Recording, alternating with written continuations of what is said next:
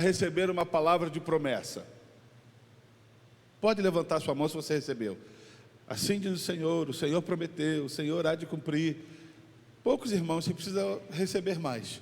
Então, quando você recebe uma palavra, ou quando há uma promessa, às vezes, nós criamos um sentimento nos nossos corações, daquilo que está por vir, daquelas situações que virão e que Deus falou através de uma pessoa, através de uma palavra, através de uma leitura ou através de uma oração, que o Senhor vai fazer algo de especial na vida pessoal. Eu estava pensando, porque num domingo atrás, alguns domingos atrás, eu falei, não sei quantos lembram, que há um cântico que diz que quem tem promessa não morre. E esse cântico é um dos erros, porque eu já vi pessoas com promessas morrendo. A pessoa cheia de promessas de Deus e morreu. Mas por que morreu? Porque se Deus não cumpriu ainda aquilo que falou a respeito dela, por que então ela fechou o caixão? Por que a promessa não foi estabelecida na vida dessa pessoa? E aí há vários motivos, N situações, em que às vezes Deus falou, Deus queria fazer, mas a pessoa embruteceu, a pessoa mudou o seu foco, a pessoa mudou a sua visão, a pessoa se soberba, e tantas coisas que podem acontecer, e aí Deus, Ele fica, olha, eu quero fazer, mas você não quer receber, fica difícil. E aí pessoas que eu conheço, que não receberam promessa, e passou-se o tempo, morreram e não recebeu. Então muito cuidado quando você cantar, não morrerei, enquanto a promessa não se cumprir. Morre sim. Morre sim. Quem tem promessa de Deus não desiste. Não é assim. Morre sim. Não morrerei enquanto a promessa não se cumprir, se o meu coração estiver no lugar certo, da forma correta, e no lugar na qual Deus me achou e quer continuar me achando todos os dias. E quando eu penso sobre isso, aí me veio esse tema da promessa ao fracasso, e é aquelas mensagens em que você começa a trabalhar ela pelo tema, não pelo texto, pelo tema. Eu falei, Senhor, tudo bem, quem eu vou falar? E aí lembrei de José do Egito. Bem, José não é tema para isso, não se encaixa. José recebeu uma promessa, recebeu um sonho, olha, vai acontecer assim, assim, o sol, a lua, a estrela vão se inclinar, os feixes vão se inclinar, e aí José compartilhou com os seus irmãos, e você conhece muito bem a história, os seus irmãos se enfureceram, jogaram ele no poço, venderam ele para o Egito, ele foi de escravo para o Egito, trabalhou para Potifar, foi seduzido pela mulher de Potifar e não se entregou, quer dizer, ela tentou seduzi-lo, ele não rendeu a sedução daquela mulher, voltou para a cadeia, ficou preso, e no determinado momento, Deus levanta José de uma forma maravilhosa como governador do Egito. Aquilo que José tinha sonhado, aquilo que ele tinha recebido profeticamente em sonho, Deus o realiza na vida dele, depois de um tempo, depois de um longo inverno, depois de um tempo difícil, depois de um tempo de escassez, Deus o levanta como governador do Egito, e fazendo da vida dele aquele que ia ser o precursor de trazer o povo de Israel para dentro do Egito, e para que aquele povo ficasse ali, vivendo ali, e crescesse ali, para que depois você conheça a história, quando ele sai pela terra prometida com Moisés.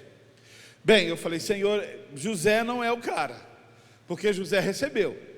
Tudo aquilo que ele viu, tudo aquilo que ele sonhou, tudo aquilo que o Senhor falou, aconteceu. Os seus irmãos se inclinando, seu pai se inclinando, aconteceu. E aí eu comecei a pensar na vida de Sansão. Você conhece a história de Sansão muito bem. Sansão é um homem que tinha uma promessa de Deus maravilhosa. Mãe de Sansão, estéril. Seu pai, Manoá.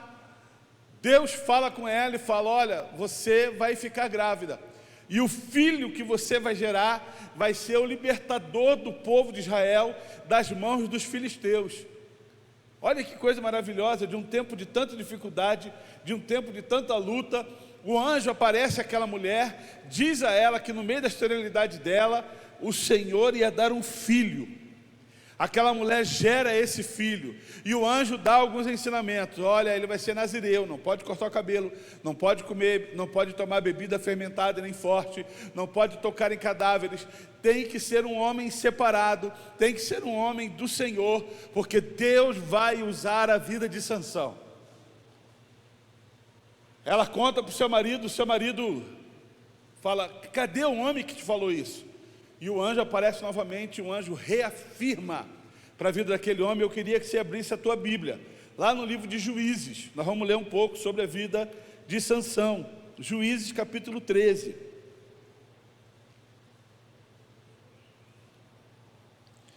Nós não vamos ler toda a história de Sansão, porque Sansão é o 13, o 14, o 15 e o 16. Mas vale a pena em casa você ler esses 3 capítulos, para que você tenha a ideia do pano de fundo da história de Sansão. Vale muito a pena. Você sabe que eu, estudando esse texto esses dias, eu falei: meu Deus, como eu esqueci de detalhes.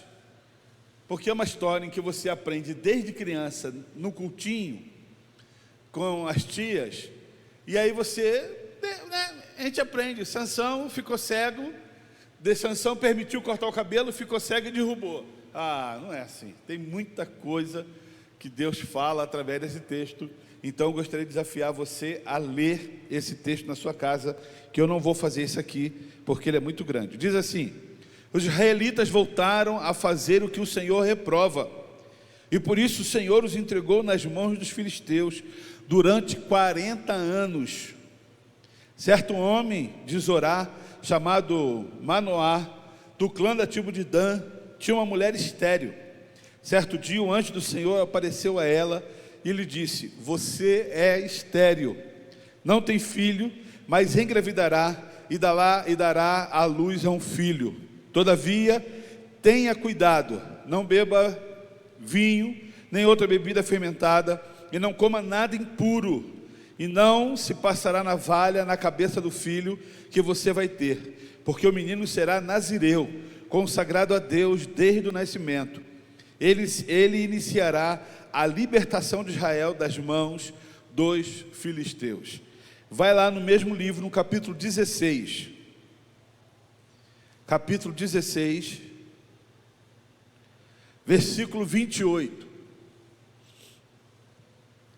16, 28. Olha o que diz, ó.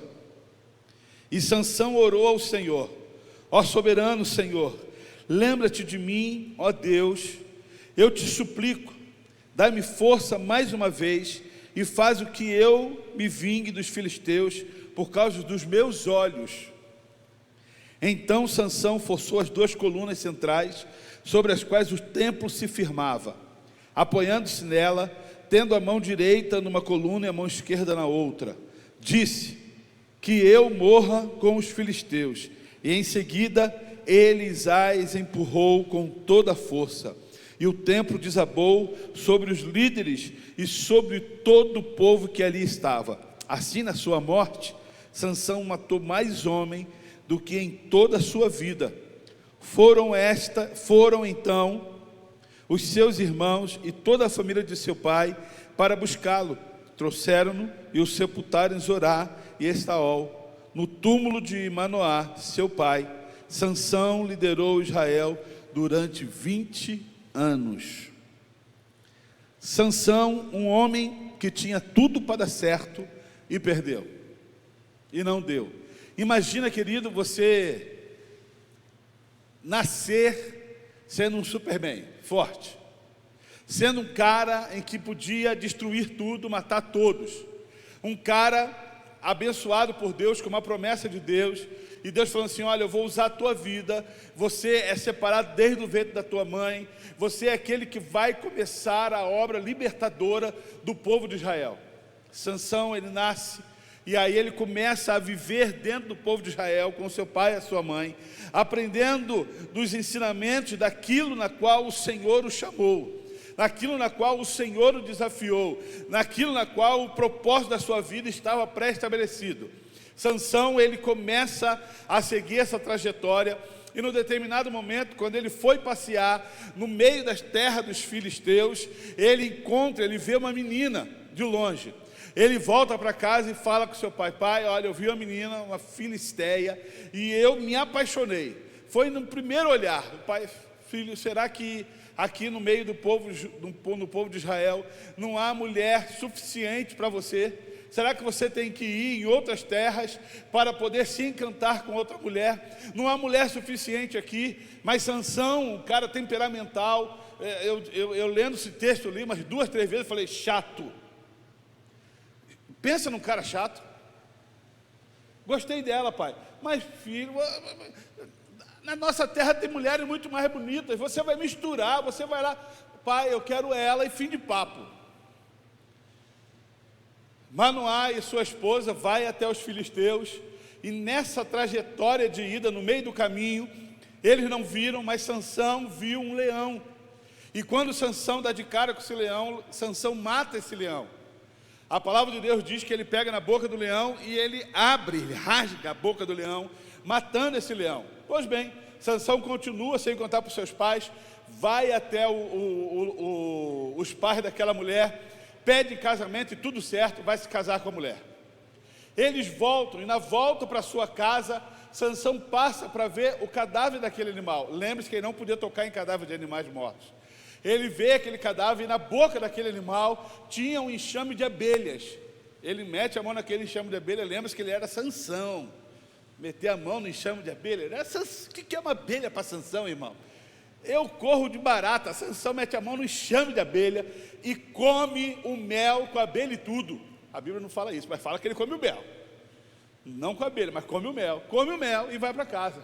Tocou no cadáver. Tudo bem, volta. Determinada data, ele vai de novo para o casamento. São 7 dias de casamento.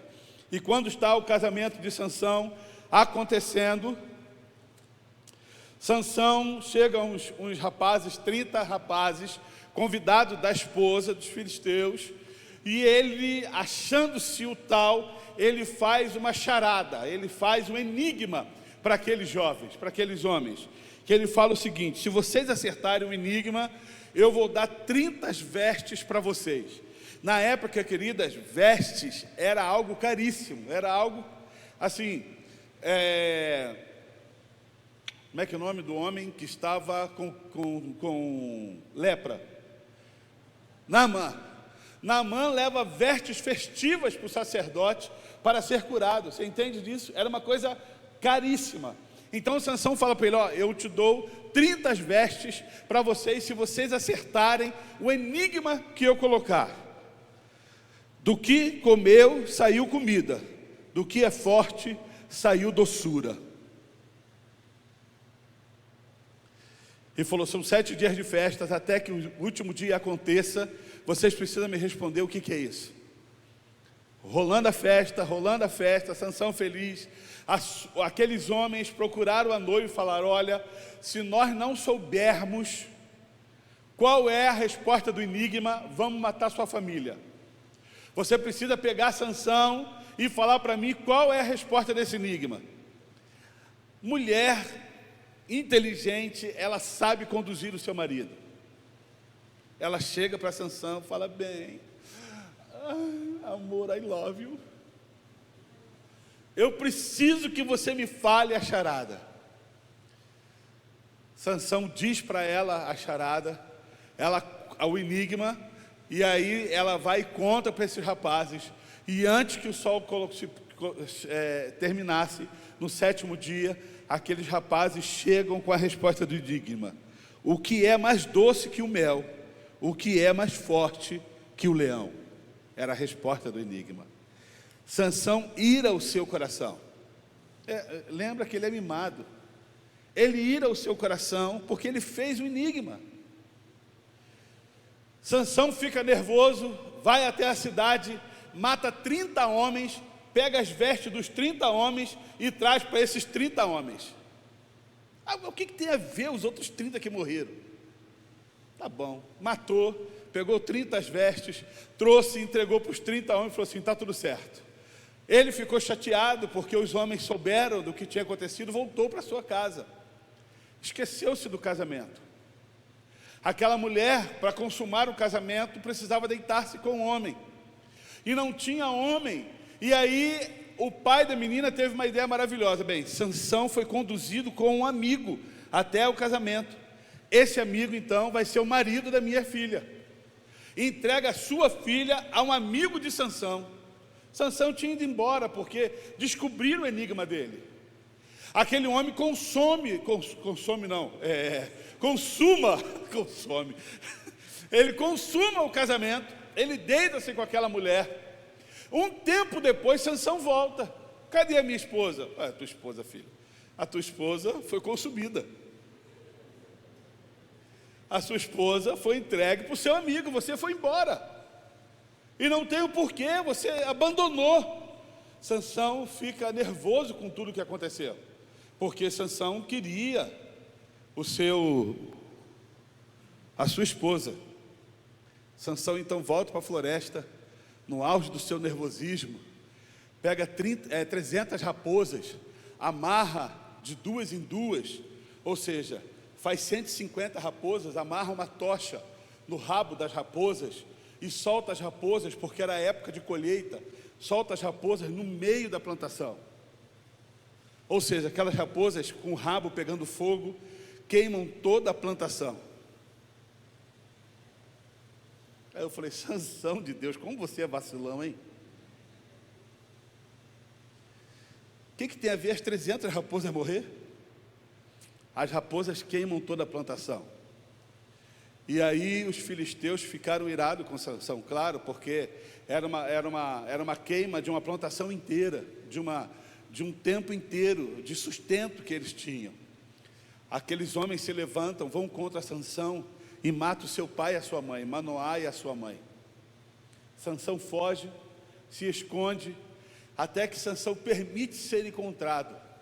Aqueles homens pegam Sansão, amarra Sansão e traz para a terra dos filisteus, para poder julgar Sansão.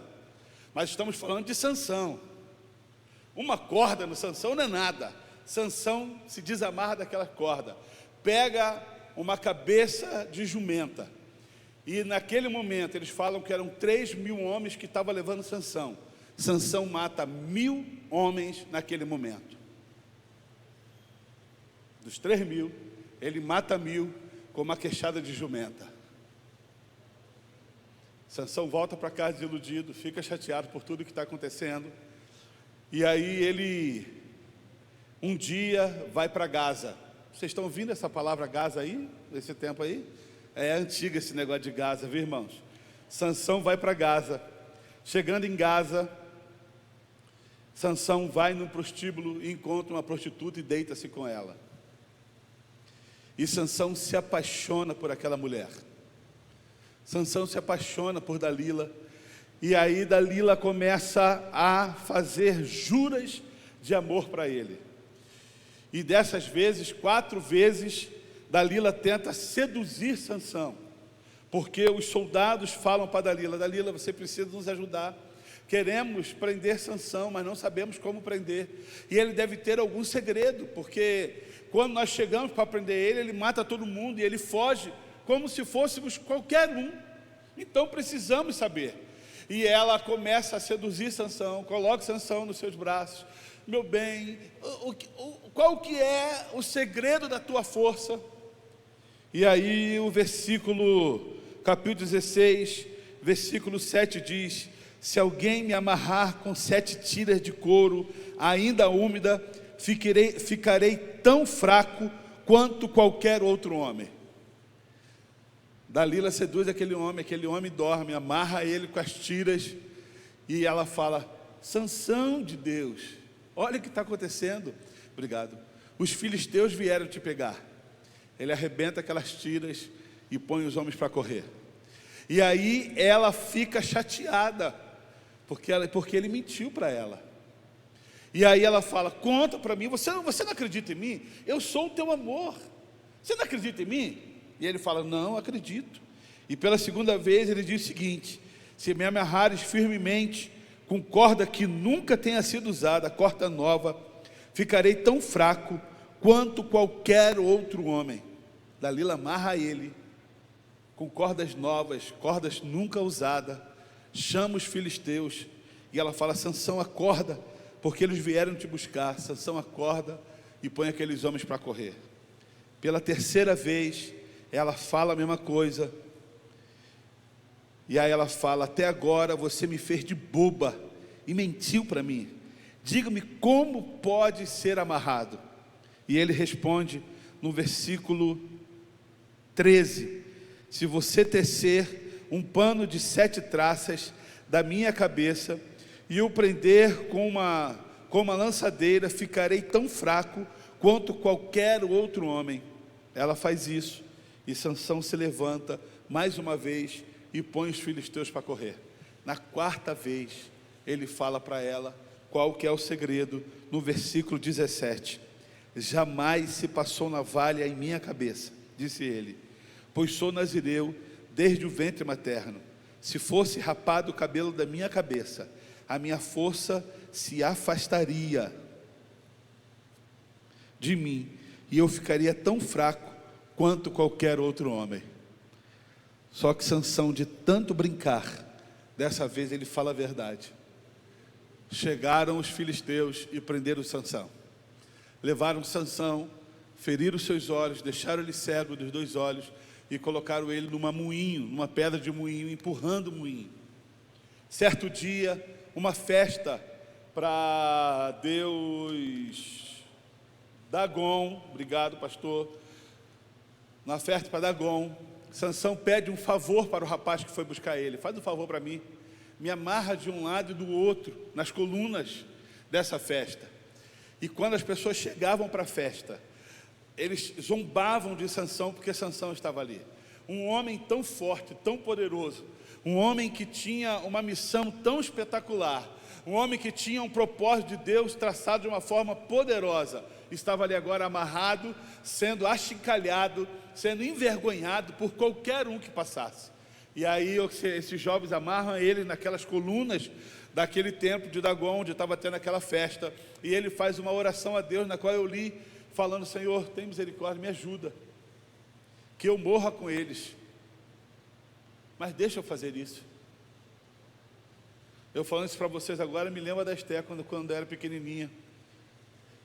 O Isaac perturbava ele, perturbava ela, perturbava.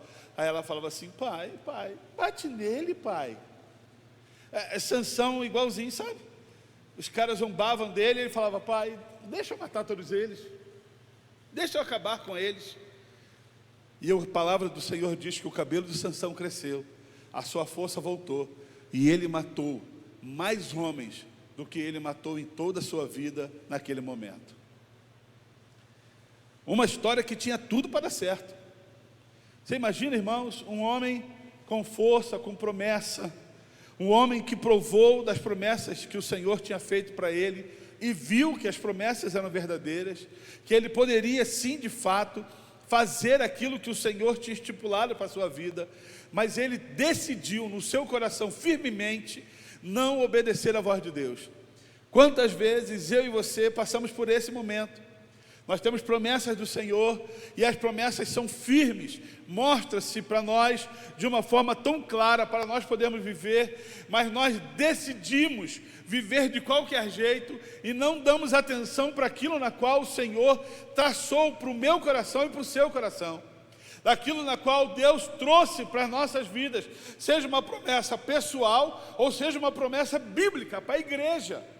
Quando Deus fala à igreja, quando Deus ensina à igreja, nós muitas vezes, como igreja do Senhor, abandonamos a Deus e não nos preocupamos se essas promessas vão ser realizadas em nossas vidas. Mas Deus não falou comigo. Deus falou com fulano, ciclano, beltrano, com o irmão que está lá atrás, com o irmão que está aqui na frente, com o irmão que faltou, Deus falou e ele não veio. Não foi para mim, não. A promessa para a igreja do Senhor. E como igreja do Senhor, nós precisamos entender isso. Mas infelizmente o caminho que a igreja tem tomado é um caminho, sim, de poder e autoridade que o Senhor deu à igreja dele, para poder repreender, para poder caminhar, para poder vencer, mas esse poder e autoridade tem sido corrompido no decorrer da sua trajetória, no decorrer da sua história. Hoje nós estávamos falando, e semana passada, alguns desses dias na escola dominical, por que a igreja de hoje não é igual à igreja de ontem? Por que a igreja de hoje parece ser mais enfraquecida que a igreja de ontem? E uma das coisas, porque a igreja corrompe o seu coração, e das promessas liberadas dos céus, e das promessas liberadas por Deus, nós não damos o devido valor e a devida atenção naquilo na qual Deus falou. Sansão foi um homem que recebeu promessas e experimentou disso, assim como José. Mas ao contrário de Sansão, José estabeleceu no seu coração em não se contaminar. Em não se contaminar. Quando a mulher de Potifar o seduz, quando a mulher de Potifar faz de tudo para poder acusá-lo, ele foge e prefere a cadeia do que viver livre. Porque José tinha estabelecido no seu coração da promessa de Deus na vida dele. Então, como que eu, como um homem, posso permanecer, ou os caminhos na qual Sansão perdeu a sua promessa, e que eu e você não percamos aquilo que Deus prometeu para mim e para você, aquilo que Deus traçou para a igreja e como pessoas, servos do Senhor que nós somos. O que eu aprendo? Primeiro, o diabo vem para poder roubar os planos de Deus sobre as nossas vidas. Apesar de serem planos de Deus, o diabo tenta roubar. Apesar de ser plano de Deus para você e para mim, o diabo vem aniquilar nos nossos corações aquilo que foi traçado pelos céus em nossas vidas. A obra do diabo é somente essa: matar, roubar e destruir. Então ele vem executar isso em nossos corações. Deus traça, Deus fala, Deus promete, Deus lança sobre nossas vidas, o diabo vem e rouba. Rouba dos nossos corações aquelas palavras que foram faladas. Vocês já viram filhos que hoje são adultos e quando os seus pais morrem, eles falam assim: ah, se eu tivesse ouvido meus pais, eu não tinha vivido da forma que eu vivi. Porque os pais falaram, os pais ensinaram, os pais mostraram o caminho, mas os filhos decidiram viver a sua própria vida. É exatamente assim que acontece na minha vida e na sua. Deus fala, Deus ensina, Deus promete, Deus mostra, o diabo rouba, e depois lá na frente, já vi muito crente falando assim: se eu tivesse vivido a minha vida cristã na forma que tinha que viver, tantas besteiras, tantos momentos terríveis eu não tinha passado na minha vida, mas eu decidi viver a minha vida conforme ela é. Eu decidi ser o Senhor de mim mesmo. Eu decidi ser o Senhor da minha vida, e sendo o Senhor da minha vida, eu a conduzo conforme eu quero. Exatamente esse o papel do diabo: achar que você e eu podemos ser senhores de nós mesmos. Pastor, ninguém me manda, sou bicho solto, eu faço o que eu quero. Não é assim. Há uma conta que vai ser cobrada, há um preço que vai ter que ser pago. As coisas não acontecem dessa forma, porque o diabo, ele quer exatamente isso: te roubar e me roubar da presença de Deus. Amém, queridos? Você está aqui nessa noite ou já foi embora? Fica aqui, fica aqui. Já estou acabando, só faltam 20 pontos. Segunda coisa que eu aprendo: não se sinta superior a ninguém pela promessa recebida de Deus. Não se sinta superior a ninguém pela promessa que Deus estabeleceu sobre a sua vida. Tem gente que recebe algo de Deus, e porque Deus falou, ele faz daquilo ali o seu Senhor, mesmo sendo Deus que falou. Não, Deus falou que eu vou ser assim, aleluia, então eu vou ser assim. E quando alguém vai falar, não se refira a mim desse jeito. Eu tenho promessa de Deus, eu sou escolhido de Deus, Deus tem um plano com a minha vida. Você não pode. Você tem promessa? Não tem? Então você não pode falar assim de mim. A pessoa começa a se achar melhor do que as outras, porque Deus a citou numa promessa. Porque Deus deu um indicativo que ia fazer alguma coisa com a vida dele. Porque Deus soprou uma possibilidade de mover algo em favor dessa pessoa. Essa pessoa fica insuportável. Queridos, não podemos permitir que isso aconteça. As promessas do Senhor em nossas vidas só servem para servir. Não serve para mais nada. Deus lançou uma promessa sobre a vida do jovem fulano de tal, que ele vai enriquecer. Não é para a sua glória. Não é para ele. É para servir.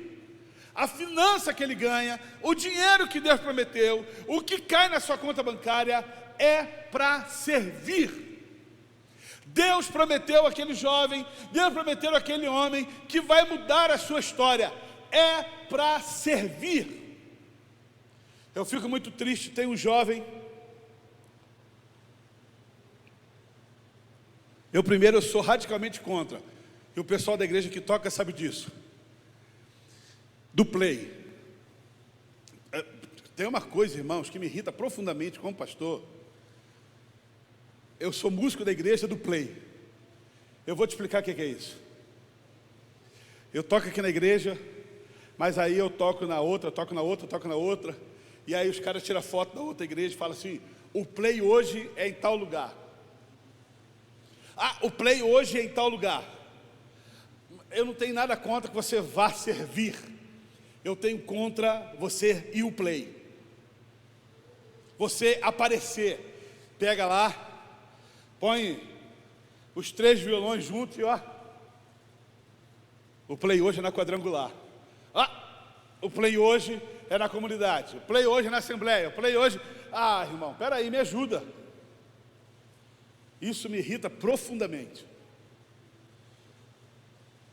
Se esses meninos que tocam na igreja não entenderem que os seus instrumentos é para a glória do Senhor, então não serve para nada. Se o Dieguinho que toca na igreja, toca o seu violão, toca a sua guitarra, entende um pouco do instrumento que ele toca, e se ele não entender que isso é para a glória do Senhor, então não serve para nada. Porque eu estava na igreja o dia em que uma pessoa trouxe o violão e deu na mão dele e falou assim: isso aqui é para você tocar para o Senhor. Não foi? Dieguinho recebeu um violão nas mãos, a igreja ficou assim. Nem sei se o violão era caro. Vendeu? Passou nos cobre? Não. Mas foi aliançada com uma promessa. Esses últimos tempos, eu estou vendo um desses meninos do play. Estou em tal igreja, esse cheiro de linguiça está me matando. Estou em tal igreja. De repente está tocando com Zé Guilherme, nem sei nem quem é Zé Guilherme. É um cara que toca sertanejo. E tá lá. Aí eu falei: não, deixa eu ver isso direito, cara. Deixa eu ver esse crente direito. Espera aí. No momento em que ele decidiu viver daquilo ali e fazer daquilo ali a sua vida, ele nunca mais tocou numa igreja.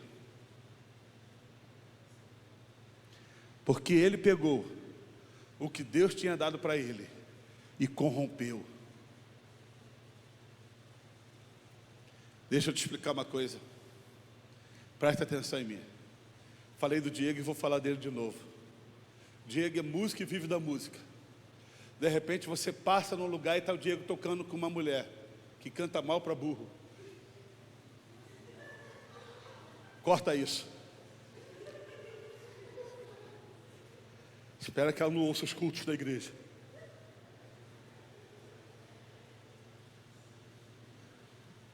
Mas esse não é o prazer dele. Ele já falou para mim dezenas de vezes: pastor, ora para mim. Eu preciso de uma porta de emprego. Porque eu preciso abrir mão disso. eu preciso abrir mão disso. Estou precisando de uma porta de emprego, tem família, tem a mulher para sustentar.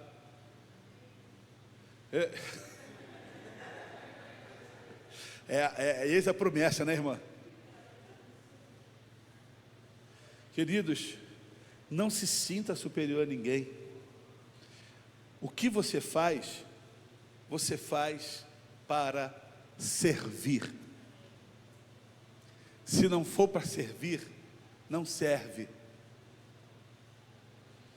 Não adianta eu ter uma bela conta bancária se não for para servir. Não adianta eu ter tantas coisas se não for para servir. Não adianta eu ter um belo carro se esse carro não for para servir. Não adianta eu ter uma bela casa com churrasqueira, com piscina, se não for para servir. Não adianta, queridos, eu ter tantas coisas e essas coisas me terem. Não. Eu sou o Senhor das minhas coisas. Eu sou o Senhor delas. E sendo o Senhor delas, elas me servem e servem ao reino. Eu não posso mudar o foco, porque a promessa veio. Terceira coisa que eu aprendo: Sansão foi vencido pelos seus olhares. Querido, se tem uma coisa que mata crente, é o seu olhar. A paixão cega arranca os olhos do entendimento. Sansão ficou tão encantado com aquilo que ele viu, que a paixão cega arrancou o seu entendimento. Sansão não conseguia mais pensar. Sansão não conseguia mais raciocinar o que estava fazendo. Depois de um casamento fracassado, depois de um tempo fracassado, depois de se envolver com uma mulher e que queria o seu fim, ele não conseguia mais enxergar o que Deus queria fazer com a vida dele, porque ele foi vencido pelos seus olhares. Muitas vezes nós somos vencidos por aquilo que vemos. Muitas vezes somos vencidos pelo aquilo que olhamos, por aquilo que nossos olhos estão vendo. Eu já falei, que por muitas vezes nós começamos a enxergar que o gramado do vizinho é mais verde do que o nosso. Eu morava numa casa, e nessa casa que eu morava, a minha grama, irmão, era michuruca, ou graminha ruim, viu? Ela não vinha, ela não ficava verde, bonita, ela não ficava ali sedosa, sabe aquela grama sedosa? Aí eu saía assim, olhava para a grama do vizinho, aquela grama fininha, pequenininha, bonitinha, verdinha. Eu falei: Deus, por que a grama dele é mais bonita que a minha? Ou então, no decorrer ministerial, e eu já falei isso aqui na igreja, quantas vezes olhava para outra igreja e falava assim: poxa, Senhor, nós temos um bom louvor, nós temos o Everton tocando bateria, o Dieguinho tocando violão, nós temos o Andrezinho, nós temos o Vitor, nós temos o João, nós temos aqui o Beck, um louvor satisfatório, que muitas igrejas não têm. Nós temos um som que muita igreja não tem. Nós temos um ambiente com ar-condicionado que muitas igrejas não têm.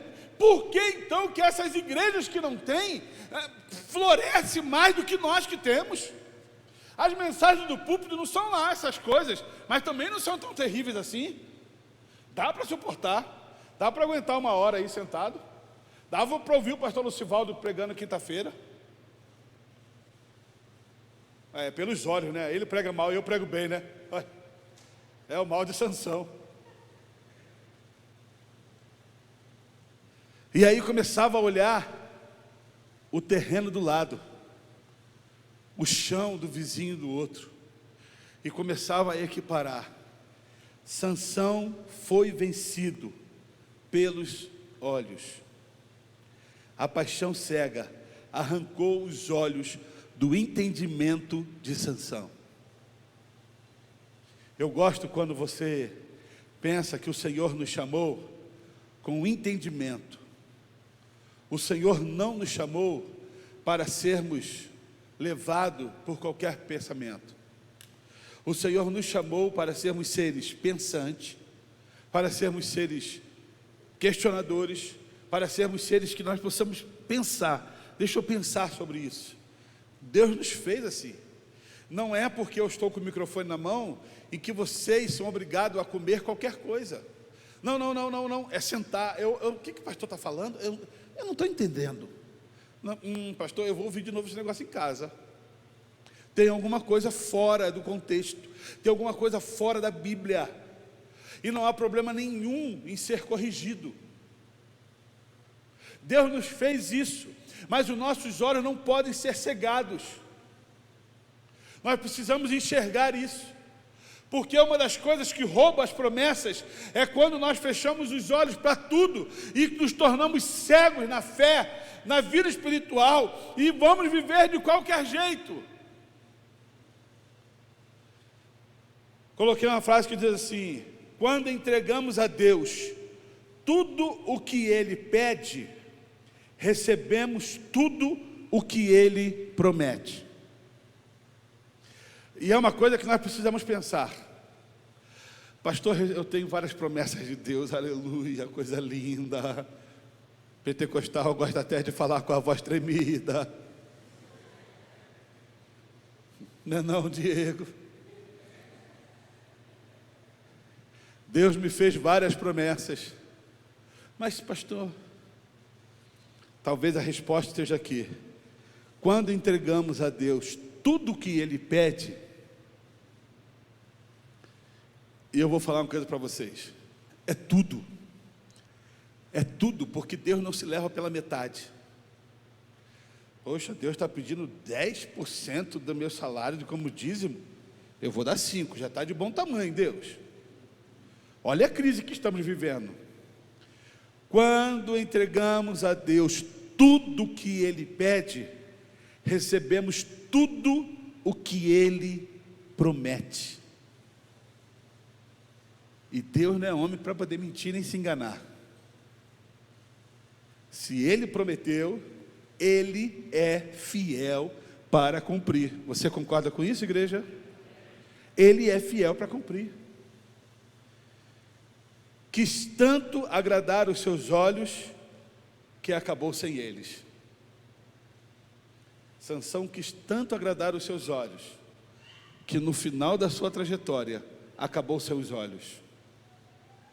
Se encantou por uma mulher que não deveria se encantar, se deitou com Dalila que não deveria se deitar, se contaminou com as coisas dos filisteus que não deveria se contaminar, tocou no cadáver que não deveria tocar, permitiu que a navalha passasse pelo seu cabelo que não deveria passar, fez tantas coisas que acabou com os seus olhos.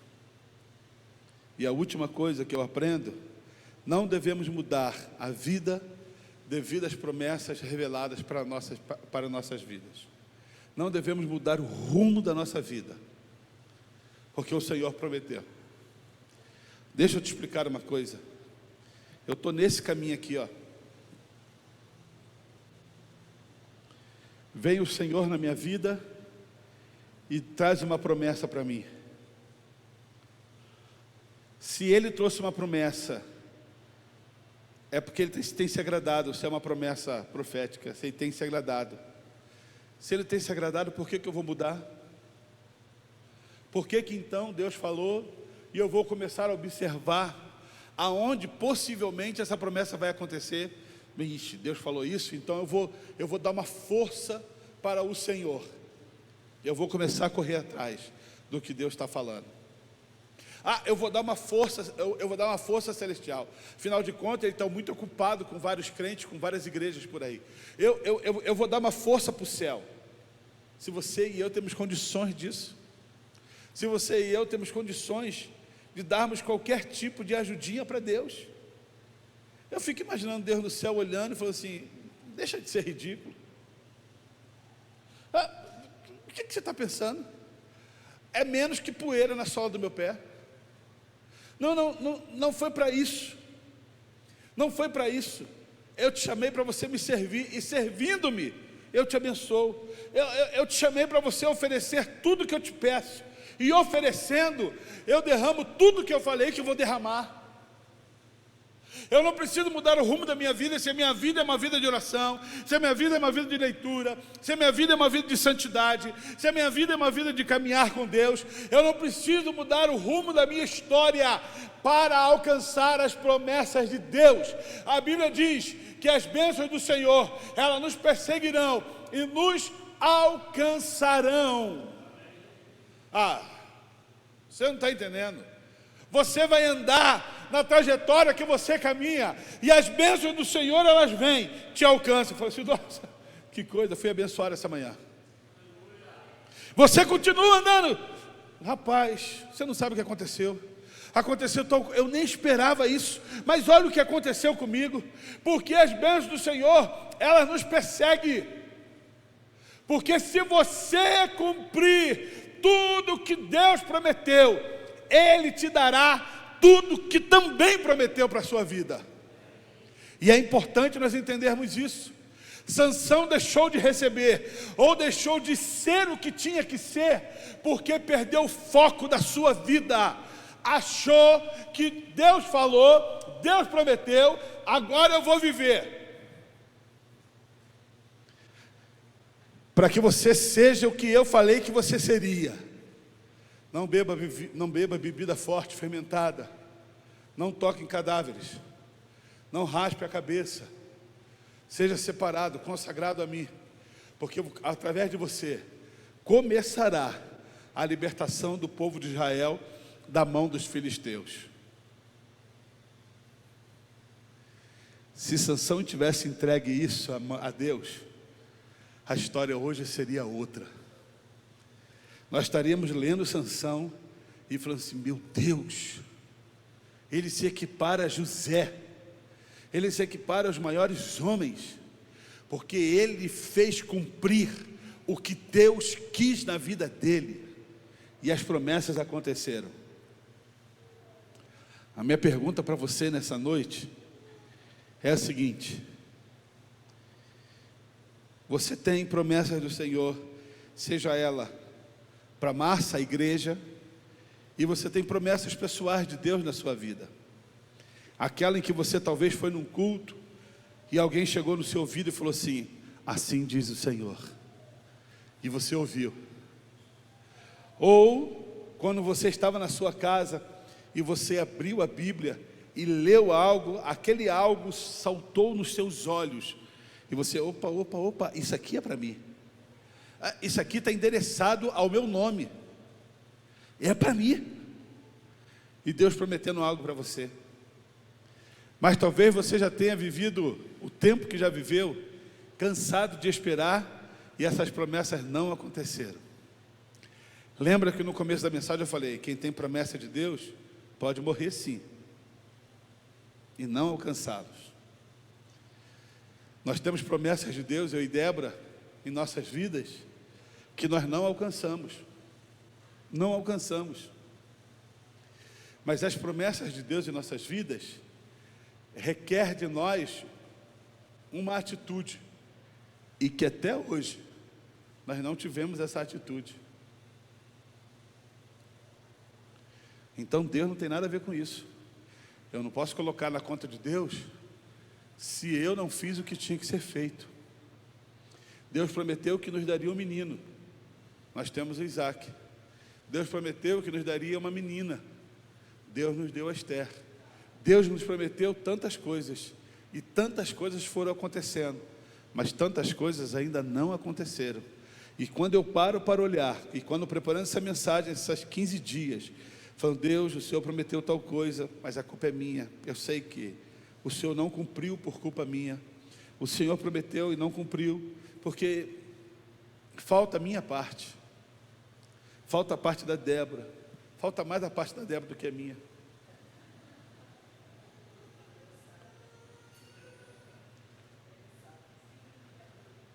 Coisas, queridos, que às vezes nós precisamos deixar e largar.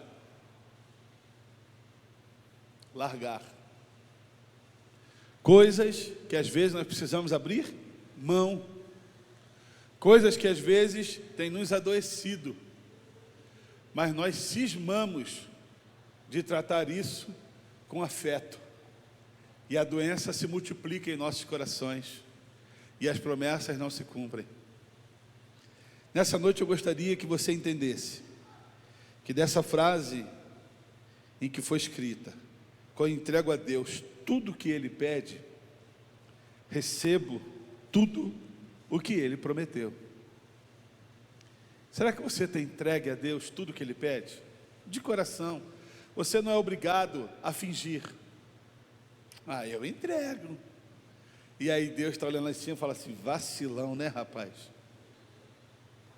Ele não entrega nada, não ora, não lê, não se dispõe, não confia, não dá testemunho, não é usado, não é vaso, não me serve, dos dons e talentos não põe à minha disposição.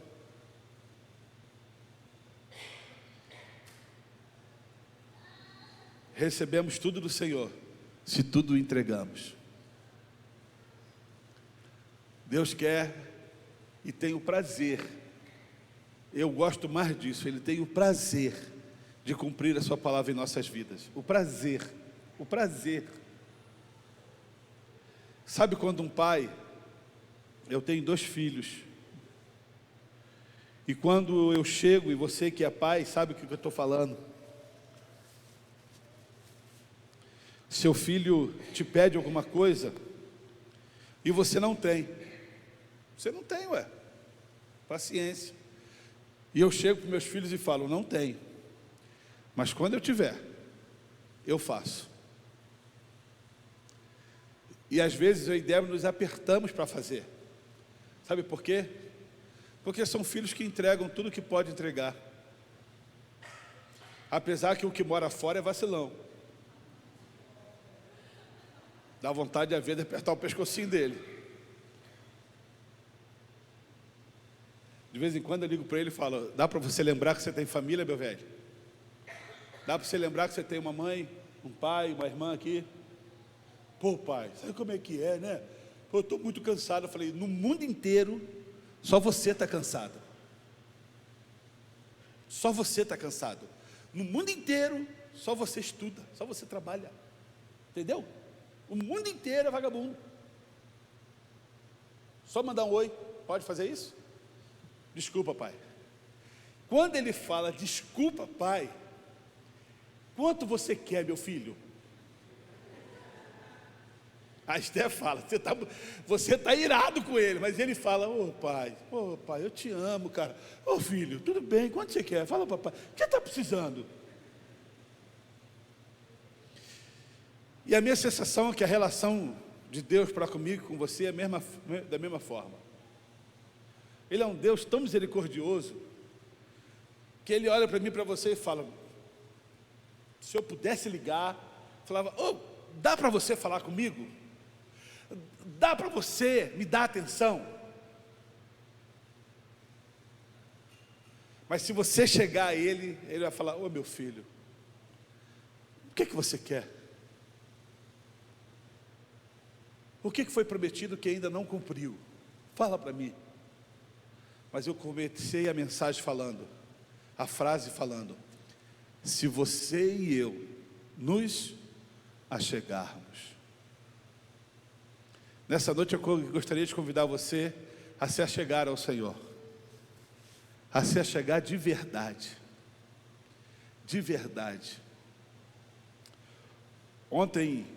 hoje, eu acordei cedo, e a gente vinha para a escola dominical, que você não veio, e aí eu peguei o cachorro, coloquei na coleira, acordei, era quase 6:30 da manhã, coloquei o pitbull na coleira, e saí na rua. 6:50 eu estava na rua com ele, fazendo as suas necessidades. Deus falou assim: você sai com o seu cachorro todo dia,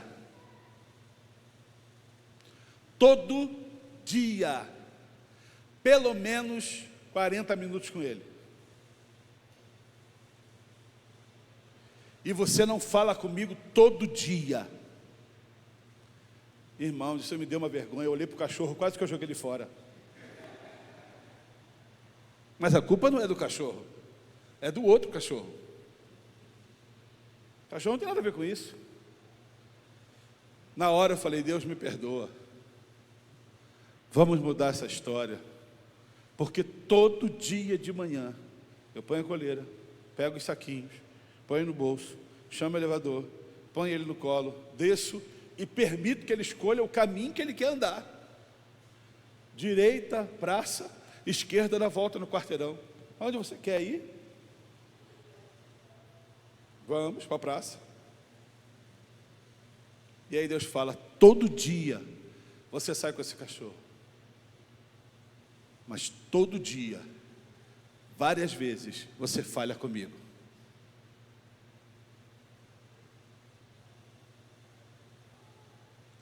Eu fiquei com vergonha. Não falho com um cachorro irracional, que daqui a 8 anos talvez se vá. Mas um Deus, Criador, fiel, que me dá vida, eu falho. Porque não conseguimos ser fiéis pelaquilo que não vemos. Só somos fiéis pelaquilo que apalpamos. Isso se chama idolatria. Idolatria. Só sou fiel pelaquilo que eu apalpo. Se eu apalpo, eu adoro. Se eu não apalpo, eu não adoro. Eu acho que a gente podia mudar essa história das nossas vidas hoje e permitir que essa promessa chegue para mim e para você de uma forma poderosa. Você pode ficar de pé?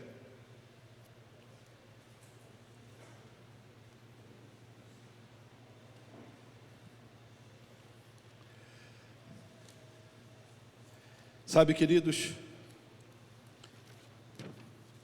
quando entregamos tudo a Ele, recebemos dEle tudo o que Ele prometeu.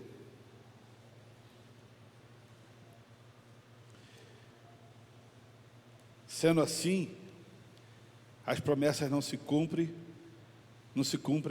porque eu não consigo entregar tudo. Eu gostaria que nessa noite, você mudasse o foco da sua história. Eu e você.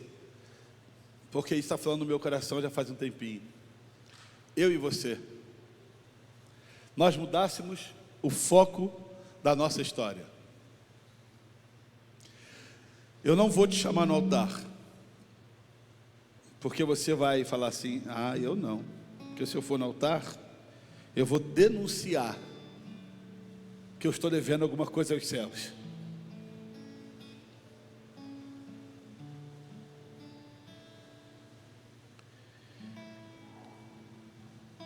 Mas deixa eu te falar uma coisa. Quando eu casei com a Débora, eu tinha um péssimo hábito. Se eu ficava devendo ao Rogério, por exemplo, ao invés de ir lá e falar, Rogério, eu estou te devendo e eu tenho que te pagar amanhã, e eu não vou te pagar amanhã porque eu não tenho dinheiro. Errei.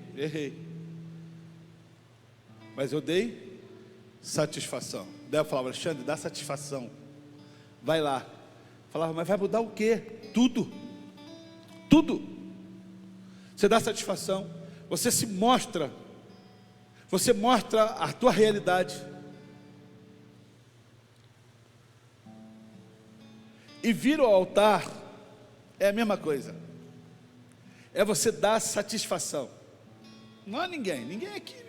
Nenhum de vocês nesse momento importa para isso. O que importa é o que Deus está vendo. O que importa é o que Deus faz. O que importa é o que a aliança que você faz com o Senhor. Por isso que altar é um lugar importante, pastor. Porque é aquele momento que eu esqueço de quem está na minha direita, quem está na minha esquerda, quem está à frente, quem está atrás. Dá licença, porque eu vou no altar do Senhor. Porque no altar do Senhor eu encontro cura, eu encontro presença, eu encontro renovo. Eu vou lá. Então eu gostaria de mudar esse negócio.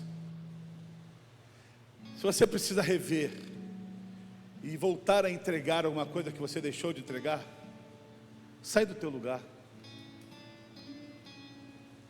sai do teu lugar, vem no altar do Senhor.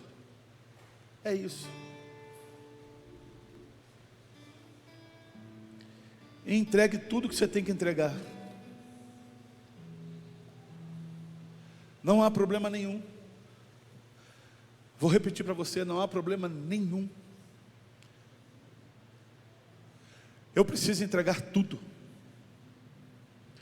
para que Ele faça tudo na minha vida. E eu gostaria que você, que não saiu do teu lugar, que não veio ao altar, que você me ajudasse em oração por esses irmãos que nós vamos orar agora. Para que as promessas do Altíssimo possam começar a se cumprir, em nome de Jesus Cristo, na vida desses irmãos, na minha vida, e que o mover do Senhor venha de uma forma sobrenatural, e que essas bênçãos do Senhor possam nos perseguir e nos alcançar. Me ajude em oração, você que está aí. Pai, nessa noite, ó Deus, em nome do Senhor Jesus Cristo, nós queremos interceder pela vida de cada um dos teus filhos que estão aqui no altar do Senhor. Não há lugar melhor para reiniciar do que aos teus pés. Não há lugar melhor para se lançar do que aos teus pés. Não há lugar melhor para estar do que aos pés do Senhor. Ah, Senhor, não há lugar melhor. Não há lugar melhor para pedir perdão do que no teu altar. Não há lugar melhor para receber das promessas do que no altar do Senhor. Eu quero pedir a Ti, ó Pai, que eu não sei o que se passa no coração de cada um desses irmãos, o que eles têm deixado de entregar, o que eles têm deixado de fazer, para mim não importa, mas o coração deles foi movido, o coração deles foi tocado, e eu quero pedir nessa noite, em nome de Jesus Cristo, que aquilo que tem passado entre os dedos, e que tem ficado, ó Deus, para trás, que possa haver, ó Pai, uma reparação, e que eles possam, ó Deus, entender da entrega total, assim como o Senhor falou comigo hoje pela manhã, num momento tão simples, tão singelo, tão normal. Fala, Alexandre, você se preocupa todo dia com o animal que é minha criação, mas não se preocupa comigo que sou criador. Você não se preocupa em todo dia tirar 40 minutos comigo em oração, 40 minutos em palavra comigo, 40 minutos em consagração. Mas você se preocupa porque o cachorrinho precisa fazer as suas necessidades. Ah, Senhor, a real necessidade é estar na Tua presença, é estar nos Teus pés e diante do Senhor receber o Teu gozo e o Teu alívio. Ouve a oração desses meus irmãos aqui no altar, ouve a oração de cada um deles, ouve o clamor deles, ó Pai. Não queremos ficar pelo caminho como Sansão ficou, não queremos perder as promessas, não queremos, ó Deus, ser visto como um fracasso. Tinha tudo para dar certo, mas deu errado. Não, Senhor, a nossa história, o nosso legado não vai ser escrito dessa forma, mas vai ser escrito que o Senhor moveu os céus, e a promessa aconteceu, e o que foi pedido foi manifesto na vida de cada um dos meus irmãos. Sou grato a Ti, ó Pai, sou grato ao Senhor.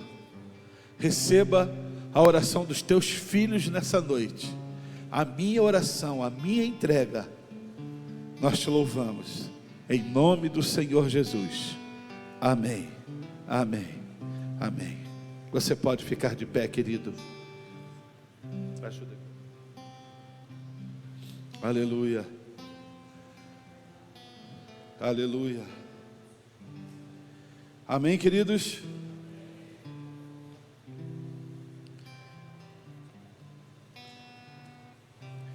Essa semana é a semana da Ação de Graça?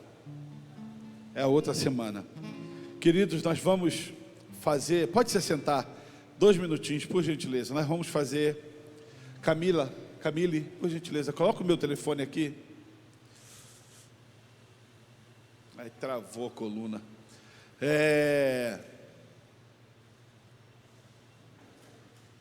Nós vamos fazer, queridos, na semana de Ações de Graça, como é que chama? O jejum. E nós preparamos diariamente uma palavra para você, para que você leia diariamente. Eu gostaria que você anotasse esse telefone aí, o meu, e mandasse para mim. Eu quero. Eu vou mandar um link e você vai entrar num grupo que ninguém vai falar.